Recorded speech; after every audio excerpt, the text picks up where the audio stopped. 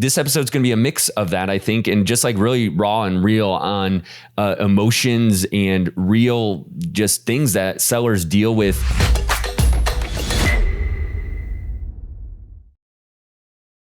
Hey, welcome back to the Amazing Freedom Podcast. My name is Nate Slamans, joined by Andy Slamans, the show where we talk about our personal experience building a brand on and off Amazon, and really just updating week to week what we're dealing with, both the goods, the highs, and the lows in our business. We talk a lot about the highs, the opportunities. Andy, you've been really like an evangelist for selling on Amazon for going on 10 years now, or getting close to it. And so you're bullish on Amazon. You're still bullish on Amazon. However, we like to cover the full spectrum, the good and the bad. And this episode's going to be a mix of that, I think, and just like really raw and real on emotions and real just things that sellers deal with in their life. And what we found, we've been talking the last couple of weeks about our freedom plan and kind of like our goal with entrepreneurship and selling on Amazon as a whole, like what we're trying to achieve, this freedom lifestyle and mindset.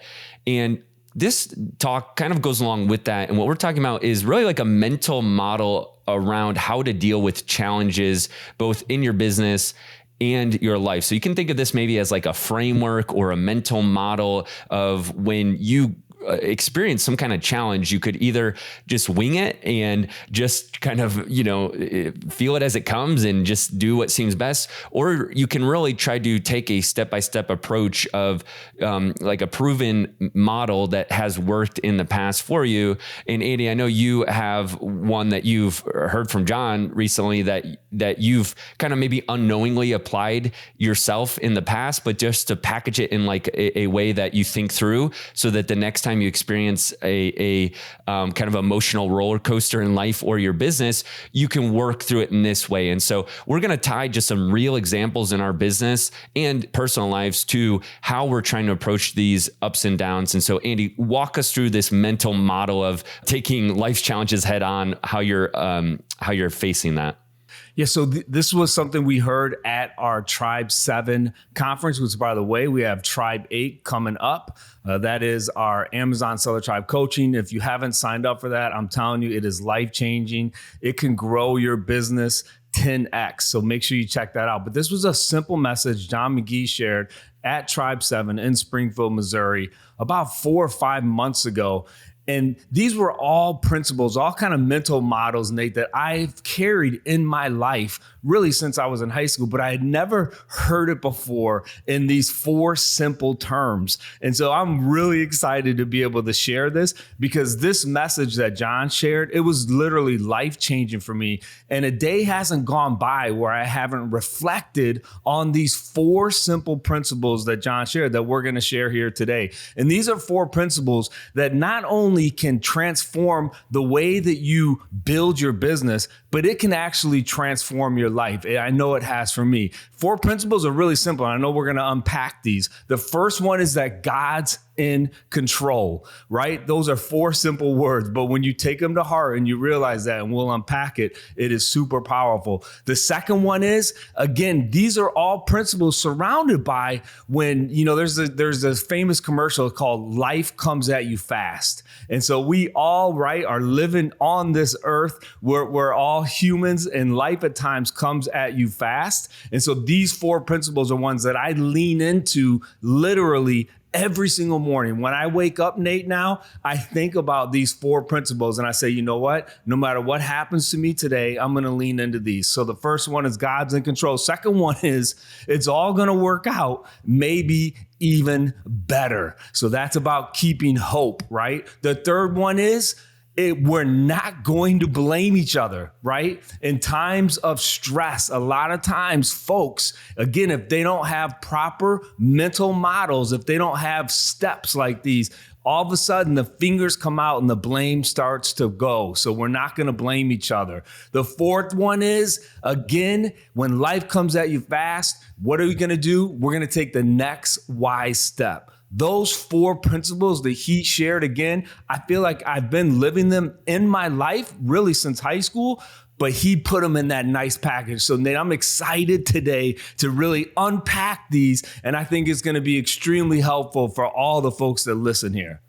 Yeah, so I love these 4 principles. And again, they apply really to any situation, but we're going to try to relate them to how we've seen them play out specifically in our Amazon journey, with both some real examples. And here's the thing about selling online or entrepreneurship, right? It's really just one aspect of your overall life. And when a messy stuff in life happens, it impacts your business, right? That's just a reality. And so, I mean, it seems like for me, for example, this last year, like someone's been sick in my family, like every week or every other week or something, right? And as I say this episode, my wife woke up sick today and the kids were sick a couple of days ago, and I'm probably next, right? So something like that just is a struggle, because when the kids are sick, even if it's not you, it still is just kind of draining, right? There's just extra time and resources you have to apply to helping the family out. And I'm sure anybody with young kids can attest to, it just seems like that's a constant battle or struggle. I have a 6-year-old, a 4-year-old, and a 1-year-old, and someone's always sick, it seems like. So, it's a small minor example, but you could kind of take these 4 steps even through that God's in control. It's going to all work out maybe even better. Not going to blame each other. And we're going to take the next wise step, even through just specific, challenges like that. But Andy, I want to hit number 1. I think you have a really good personal example just recently that you can share, and maybe how that's, how you've addressed that both personally and professionally, just with the challenges that arise.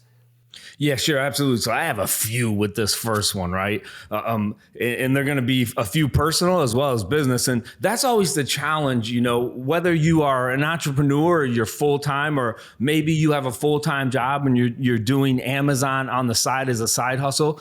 Life is going to hit you in various ways. And the challenge always is, how do you stay balanced? How do you continue to grow your business when those emotional hits take place? So for me personally, I'll just share a few that have been really challenging as we now grow like a $12 to $13 million a year business, and as you're leading that. So my mom, who is my hero, she was, the ultimate encourager in my life. She passed away relatively quickly last year. And so that was an extremely challenging, emotional time for me. My mom, since an early age, she was just my biggest cheerleader. And so, how do you deal with, when you lose a loved one? And again, it came really rapidly. How do you continue to do the things that you need to do, right, to grow your business? So that was one. My father-in-law, actually, in December, he passed away. So we moved into a new house that had an in-law apartment.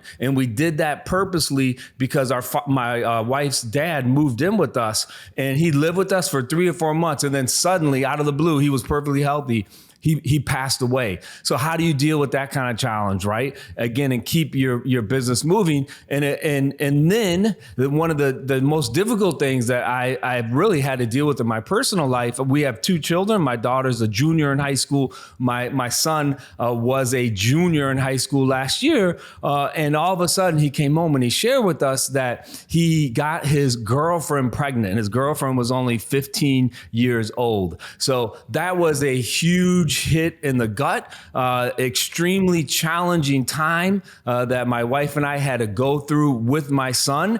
And again, how did I move through that and continue, right, to encourage and motivate our team here that we have, right, leading our brand, leading our different businesses? I had to lean into those words, Nate, that ultimately, right, God is in control. When it came to the pregnancy, extremely difficult. So a number of emotions hit, right? Because we're faith-based. I'm very open, right, about my faith. Not just because, right, you are faith-based, it doesn't mean that you're like immune to difficulties, right? It doesn't mean that, every decision that you make or your family makes is perfect. We're all human. We make mistakes. But immediately, like when he gets his girlfriend pregnant, you really start to question yourself, and you start to think, man, how are people going to look at me?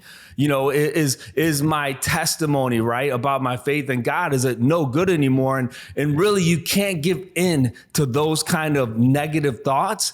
It's life. You know, if you look at history, right, some of the greatest heroes that we have, they had extremely challenging and difficult personal circumstances. And so I had to lean into these words, Nate, these 4 words: God is in control. And so I had to say, look, God, I'm not sure why, that at this age, it's not what we planned for, right? But I have to believe from the beginning of time, right? You knew that this was going to happen, that he knew that AJ was going to get his girlfriend pregnant. And so I had to lean into it. God, you're in control. And then I had to rip through those other 3 that I shared at the beginning. So that's just a real personal example that I shared, Nate. I'm sure we could probably go through, and maybe you have a number of them, of business examples where we really had to lean into this. God is in control. Yeah, that was a good one and a good look. And I think it will segue into point number 2 of this framework as well. But just to kind of, maybe wrap up some, how that relates to our business, I would say that last year we actually, for a number of reasons, we were talking to a couple experts in the e-commerce space who had seen a lot of different businesses.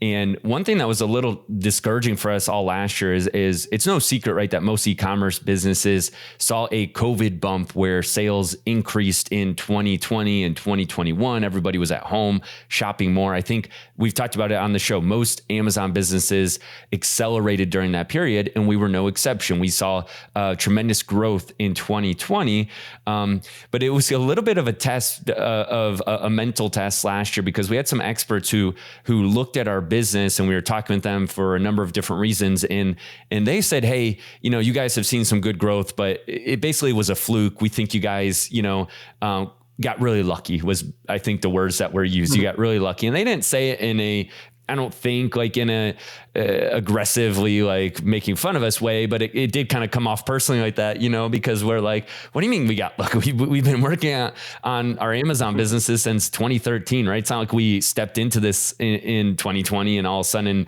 knew nothing about selling on Amazon, but that's kind of what it seemed like they were implying, that it was all luck, right?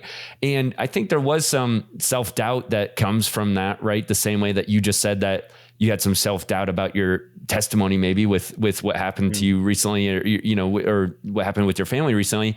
I think that was kind of happening to us last year. Like, hey, we did experience some challenging months last year, just with the ups and downs of running a business. I think most businesses saw challenges in 2021 with like the shipping price increases, logistics. Like there was a lot of challenges last year that could fit into this model that we needed these 4 steps laid out for us last year. We didn't have them yet because we didn't go to the conference yet in 2021. And so I think that was a little discouraging. And we came into 2022 asking ourselves, man, did we just get lucky? Are our sales going to collapse? And, we've set this $10 million challenge in the beginning of 2022 on the tail end of hearing that we just got lucky, right? That our sales were going to go down. And we kind of had to have that faith that, maybe our sales are going to go down by 50%. We're going to not be able to sell what we want, that we did in 2021. And so we set this $10 million challenge on Amazon saying, no, we think we could sell more than we did last year, even though, these other people are telling us that we just got lucky and there's no way. So I think that still ties to these 4 steps, and maybe we can unpack that further as we go, but that, hey, even if we don't, God's in control. It seems like the world's crazy, the logistics, all that, but we're just going to trust that have done our due diligence and we're building this out.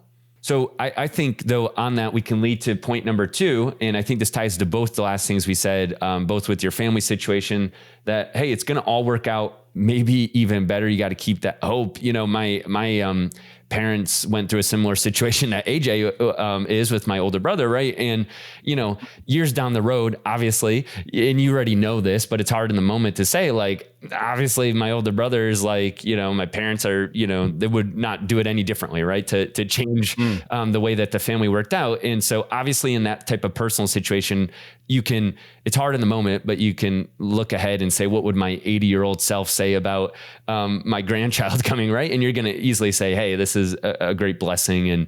And that's easier. In the business, it's probably harder to say, it's all going to work out, maybe even better when we have some challenges. So I don't know if you want to hit anything there. Yeah, go ahead. Yep. Yeah, so yeah, there's a number of them again, and this really again, when you're talking about mental models, it's a framework that I think some of the most successful people in the world have these type of traits, right? And that's when bad things happen, again, whether it's personal or whether it's business related, you have to keep hope, right? Some of our best leaders, you often hear about Winston Churchill. He's the one really that breathed hope into England, right? When they were getting hammered by the Nazis and it didn't look good. It looked like they were going to, be wiped out. But Winston Churchill would get up there and he would breathe hope, right, into the country, which then would empower them to know that, look, they're going to fight back. They're not going to lose. And that's the kind of attitude I think when tough times hit, right, you have to dig into hope. Hope is a powerful, powerful emotion. It's a powerful word.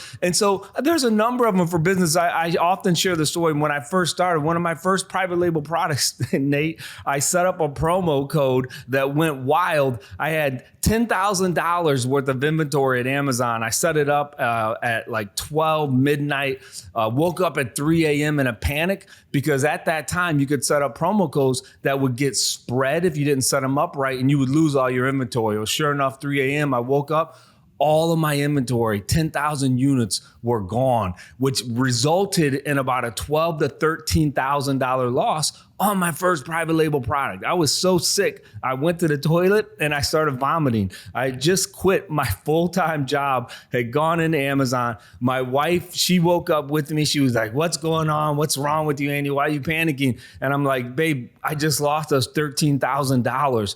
And in that moment, right, I obviously had to grieve a little bit. But then as the sun came up, I had to lean into this principle and say, you know what?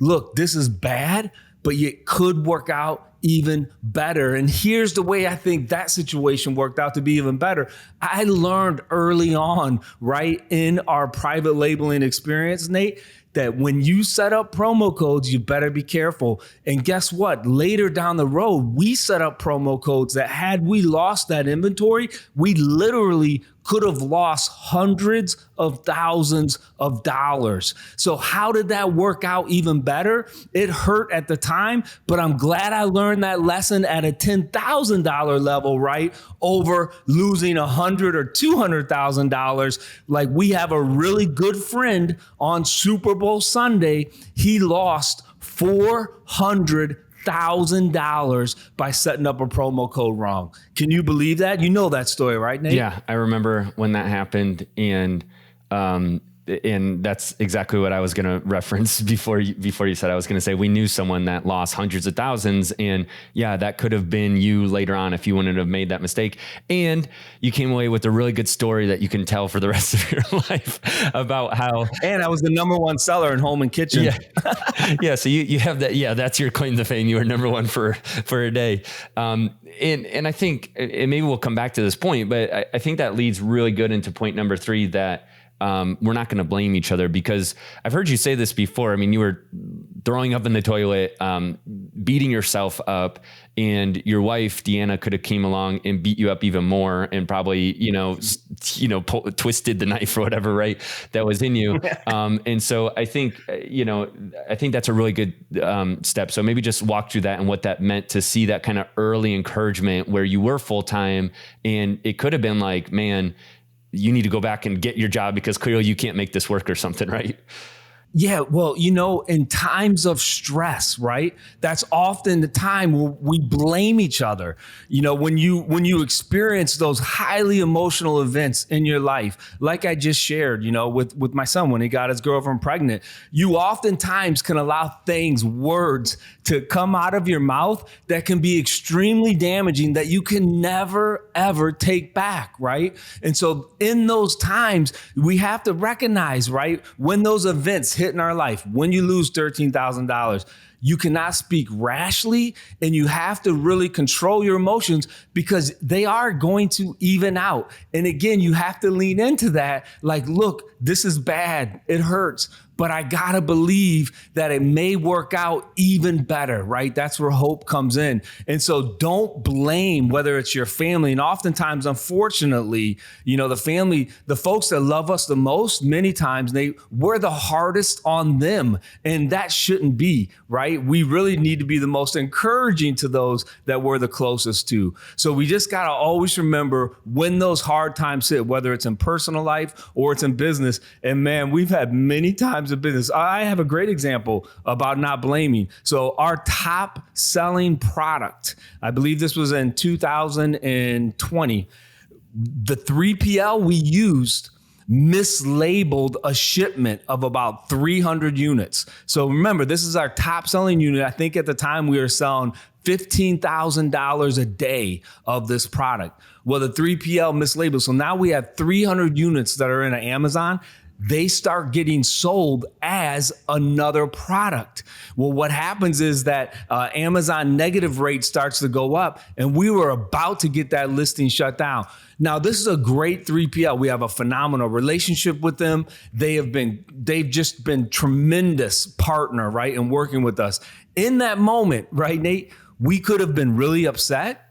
We could have, shot emails. We could have got on the phone and started yelling at them and saying, how can you be so stupid? How could you make such a foolish mistake? And we really could have walked them up and walked them down, right, verbally. And they probably would have took it.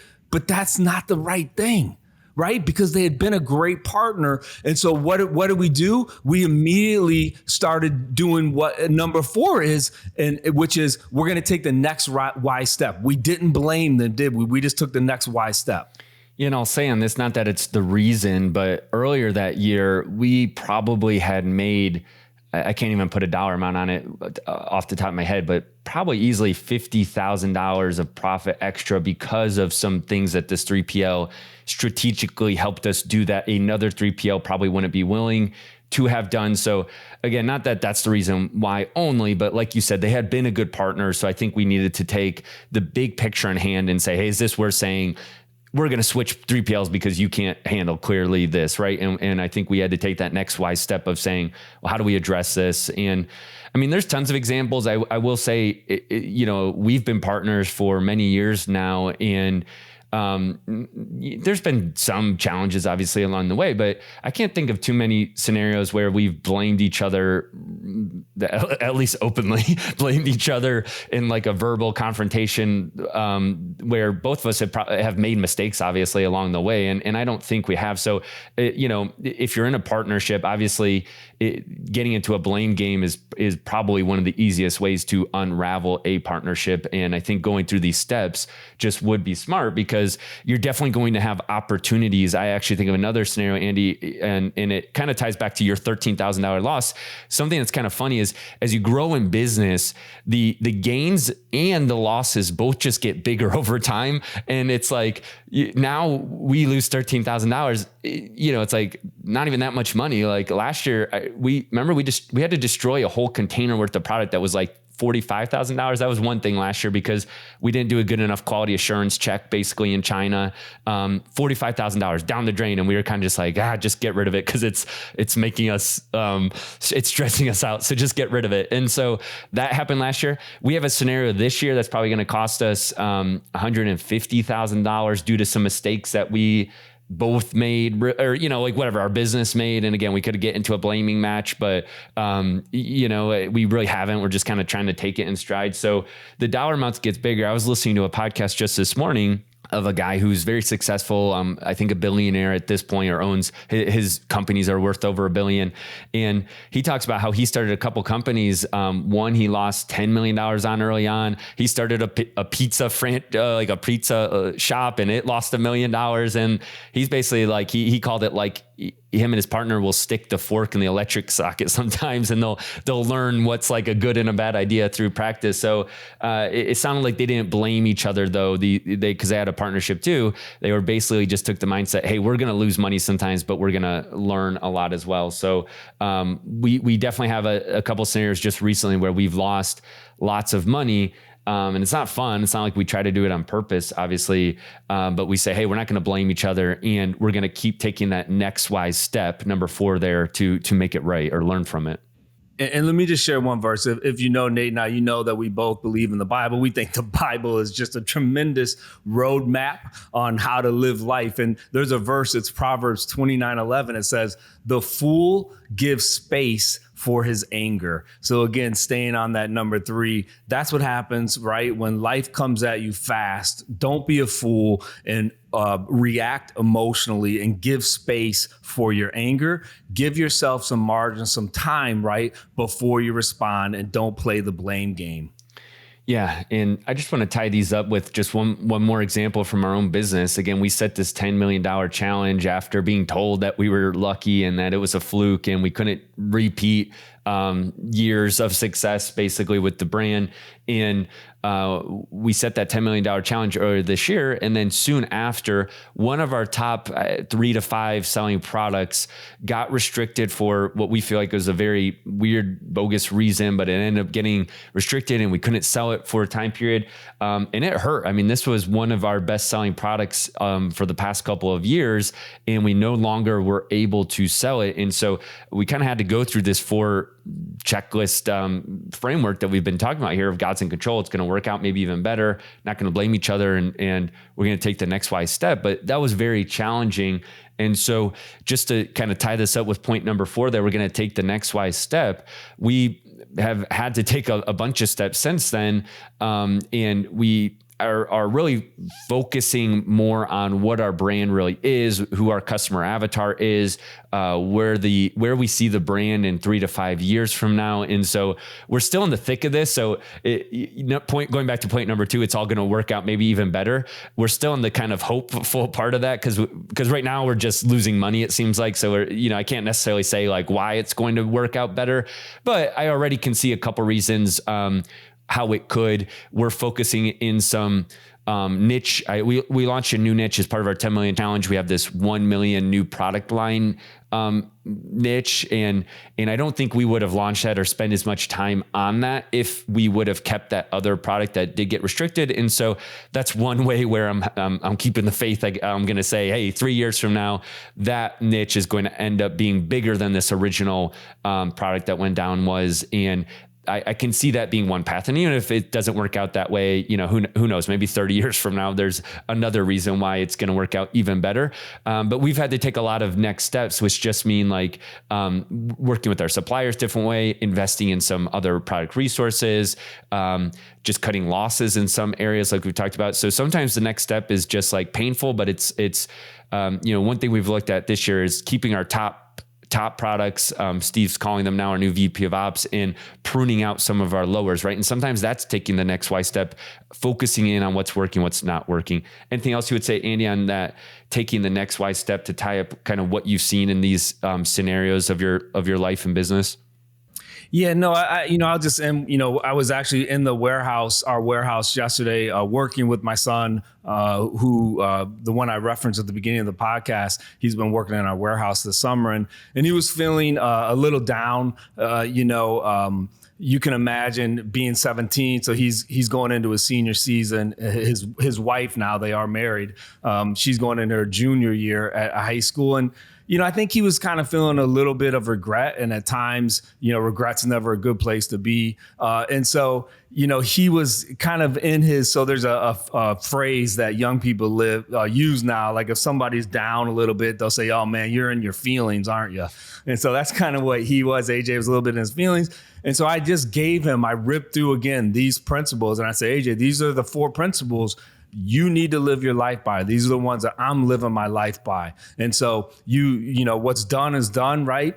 But right now, and again, focusing on number 4, is all you can do is you take the next wise step, right? You make the next right decision, and you continue to do that, and you are going to build an amazing foundation that is going to springboard your family and your life, right? And that's the exciting part. When you live with this mental model bottle. It doesn't matter what life throws at you.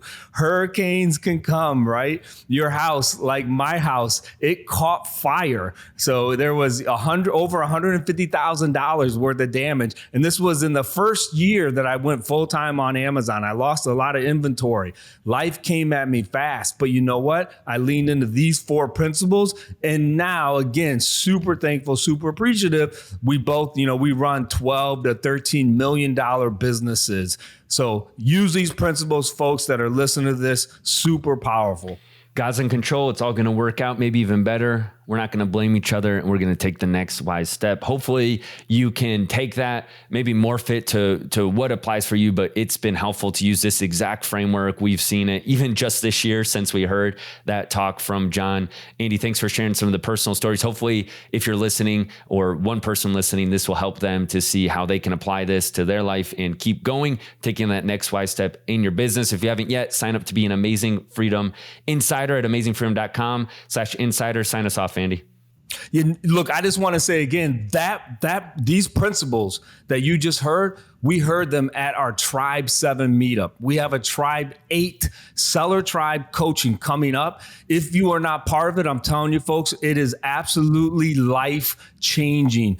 We get testimonies on a weekly basis from members who are in this group. Over 130 members in this group now sell $1 million over a rolling 12-month period. I want to say that again. There's no other group like that. There's no other group that can make that claim. This is 130 members who sell $1 million on Amazon, and they became students in our Tribe coaching program. It is phenomenal. Our partners that lead that, they are the best trainers and teachers that I have ever sat under. Every single meetup I've gone to, my business has grown and my personal life has got better. So you want to make sure, please, go there. You want to go to amazingfreedom.com. You're going to find out about it. We're launching it on August 2nd. Also, if you like this podcast, can you do us a huge favor?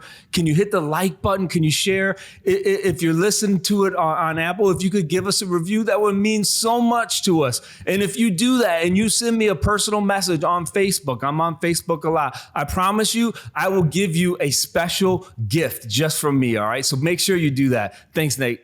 Thanks, guys. We'll catch you on the next episode of the Amazing Freedom Podcast. See ya.